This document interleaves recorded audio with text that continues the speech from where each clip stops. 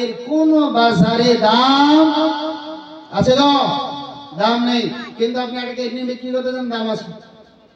বেঁচে থাকা অবস্থায় শরীরের যে কোনো একটা ফ্রেম বিক্রি করলে পারে লাখ লাখ টাকা পাবেন, কিন্তু মরে যাওয়ার পরে সেই ফ্রেমের কোনো কাজ আছে গো?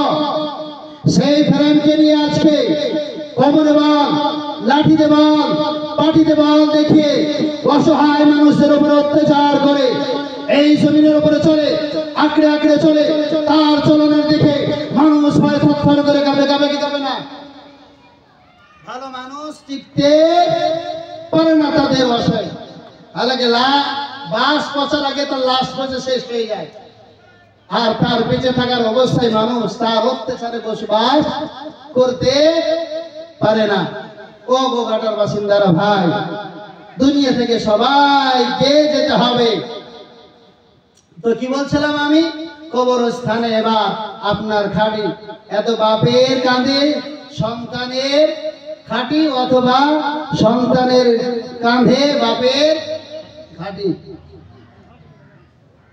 হযরত আবু হুরায়রা রাদিয়াল্লাহু তাআলা আনহু রাসূলুল্লাহ সাল্লাল্লাহু আলাইহি ওয়াসাল্লাম থেকে রিওয়ায়াত করেন, বলেন প্রত্যেক মৃত্যু ব্যক্তিকারী যখন মৃত্যুবরণ করে এমন এক ভয়ঙ্কর চিৎকার করতে থাকে যেই শব্দ মানুষ ছাড়া সকল প্রাণী শুনতে পায়। হাদিসের মধ্যে এসেছে সেই শব্দ যদি মানুষ শুনতে পেত তো মানুষ জ্ঞান হারা হয়ে পড়ত। মৃত্যুর ভয় হলো এমন ভয় কি প্রত্যেকটা মানুষ দুনিয়া থেকে যখন বিদায় নেয় এমন চিৎকার করে, এই শব্দ প্রত্যেকটা প্রাণী শুনতে পায়, শুধু একমাত্র কে শুনতে পায় না? মানুষ। মানুষ যদি এই শব্দ শুনত তো সমস্ত মানুষ জ্ঞান হারা হয়ে পড়ে থাকত। হযরত আবু হুরায়রা রাদিয়াল্লাহু তাআলা আগে যে বলেন,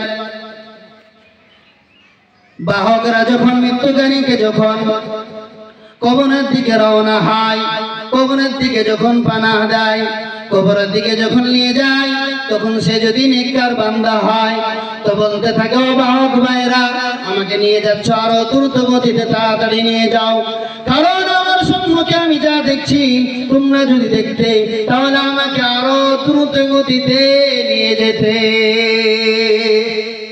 আর সে যদি বদকার হয়, গুনাহগার হয়, বাপদেরকে ডেকে বলে, ও ভাই তোমরা আমাকে কোথায় নিয়ে যাচ্ছ? আমাকে তাড়াতাড়ি নিয়ে যেও না, তোমরা যদি জানতে আমাকে কোথায় নিয়ে যাচ্ছ তাহলে তোমরা আর দ্রুত গতিতে আমাকে আর কবরস্থানের দিকে নিয়ে যেতে না।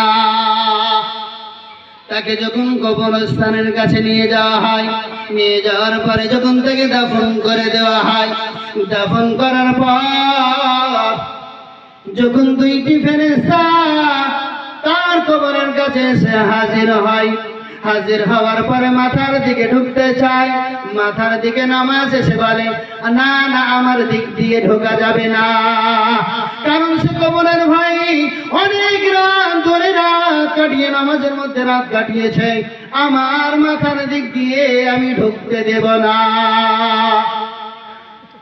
কিসে বাধা দিবে গো? মাথার দিকে ঢুকতে কিসে বাধা দিবে? নামাজে বাধা দিবে।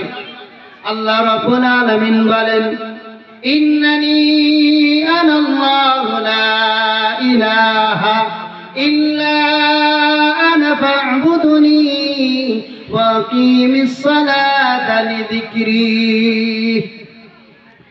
আল্লাহ রাব্বুল আলামিন বলেন, ও দুনিয়ার বাসিন্দারা, আমার বান্দারা, আমি আল্লাহ ছাড়া তোমাদের কোনো ইলাহ নেই, কোনো মাবুদ নেই, অতএব তোমরা আমার দাসত্ব করো, আমার গোলামি করো, আমার অনুগত্য করো, আর আমার শরণার্থে তোমরা নামাজ কায়েম করো, নামাজকে প্রতিষ্ঠা করো।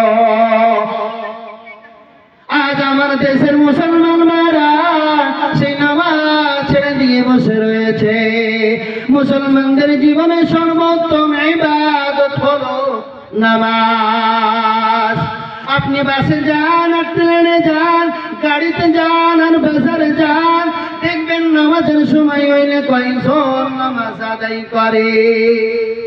স্বয়ং রাসূলুল্লাহ সাল্লাল্লাহু আলাইহি ওয়াসাল্লাম যে নামাজের বিষয়ে বলেন, লা দীনা লিমান লা সালাতা লাহু, যে ব্যক্তির নামাজ নেই তার দ্বীনের মধ্যে কোনো অংশ নেই। দ্বীন তার মধ্যে নাই, ঈমান তার মধ্যে নাই, আমানত তার মধ্যে নাই, শুধু আছে একমাত্র খেয়ানত। বলেন, যে ব্যক্তি নামাজ পড়বে না তো মাথার দিক থেকে যখন আসবে নামাজে বাধা দিবে। এবার দেখুন ওই ব্যক্তি, ওই ফেরেশতা গুলো পায়ের দিক থেকে কবরে আসতে চাইবে, বলবে আমি পায়ের দিক দিয়ে যাই। এবার পিতামাতার সেবা, পিতামাতার খিদমতে সে দাঁড়িয়ে যাবে, বলবে না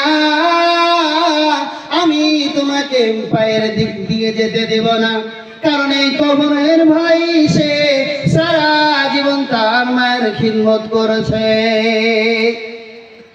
খিদমত করলে কেমন হবে দেখলেন? কবরে ফেরেশতাকে ঢুকতে দেবে না, কারণ আল্লাহ রাব্বুল আলামিন বলেন, ওয়া ক্বাদা রাব্বুকা আল্লা তা'বুদু ইল্লা ইয়্যাহু ওয়া বিল ওয়ালিদাইনি ইহসানা। আল্লাহ রাব্বুল আলামিন বলেন, তোমাদের প্রভুর পক্ষ থেকে ফয়সালা হয়ে গেছে, চূড়ান্ত সিদ্ধান্ত হয়ে গেছে, আমি আল্লাহর পর খিদমত করবে, তাদেরকে ভালোবাসবে, তাদের উপকার করবে, সেটা হলো তোমার পিতা এবং মাতা। আল্লাহর বলেন, ও বান্দা তুমি তোমার পিতা মাতার সঙ্গে কেমন করে কথা বলবে? ওয়া কুল্লাহুমা কওলান কারীমা, তাদের সঙ্গে সম্মানজনক ভাবে মাথা নিচু করে চোখ বড় করে